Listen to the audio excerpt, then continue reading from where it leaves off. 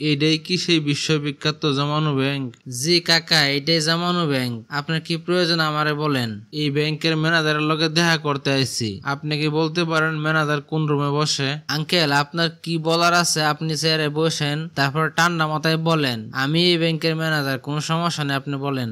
আপনারে দেখে তো এই ব্যাংকের ম্যানেজার বলে মনে হইতেছে না। কেন চাচা, আমার ব্যাংকের ম্যানেজার বলে মনে হয় না? আপনার কি মনে হইতেছে তাহলে আমারে? তোমার তো কম বয়স, এত অল্প বয়সে কি কোনো ব্যাংকের ম্যানেজার হয়? আমি তো সারা জীবন দেখে আছি ব্যাংকের ম্যানেজার গুলো হয় বয়স্ক, কম করে হলো 50+। কাকা, যোগ্যতা লাগে। যোগ্যতা থাকলে এসব চেয়ারে বসার জন্য কোনো বয়সের প্রয়োজন হয় না। টাকা, ক্ষমতা আর যদি মেধা থাকে তাহলে এসব চেয়ারে বসার কোনো বয়স লাগে না। আমার কাছে একটা চেক আছে, এই চেকের টাকাটা আমার অ্যাকাউন্টে ঢুকতে কতক্ষণ সময় লাগবে?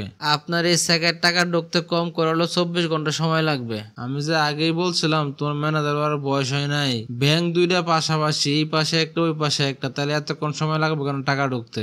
চাচা, আপনার এত কিছু বুঝাইতে পারবো না। 24 ঘন্টার আগে আপনার টাকা ঢুকবে না ব্যাংকে। আরে বাপু, সুলতারি কি আমার এমনি ভাগছে? তুমি বুঝাই কইলে আমি বুঝবো। কাকা, ব্যাংকে টাকা পাঠাইলে কিছু ক্লিয়ারেন্সের ব্যবস্থা আছে, এই জন্য সময় একটু বেশি লাগবে, আর কিছুই না। তোমার কথা তো আমার মাথায় কিছু ধরতেছে না। এই পাশে ওই পাশে দুইটা ব্যাংক, তারপরে এতক্ষণ সময় লাগবে, আর মানেটা কি? এখানে কি আবার কোনো অন্য কিছু ব্যাপার স্যাপার আছে নাকি? ও, আপনি বুঝতেছেন না এই ব্যাপারটা? আচ্ছা ঠিক আছে, আমি আপনারা বুঝাই দেই, তাহলে ভালো করে বুঝবেন। আপনি মনে করেন আপনি কবরস্থানের পাশে অ্যাক্সিডেন্ট করে পড়ে রইলেন। এখন কি লোকজন আপনার দৌড়ে আরে কবরস্থানে মাটি দিয়ে দিবে, নাকি আগে হাসপাতালে নিবে, তারপর চিকিৎসা করবে, মারা যাওয়ার পরে আইনে কবরস্থানে কবর দিবে? মনে করেন আপনি যদি চিকিৎসাধীন অবস্থা হাসপাতালে মারা যান, আপনার বাড়িতে আনবো, লাশ গোসল করাইবো, সবাই দেখবো, কান্নাকাটি করবো, তারপরে জানাজা করবো, তারপরে আপনার মাটি দিব। এখন কি আপনি বুঝতে পারছেন চাচা?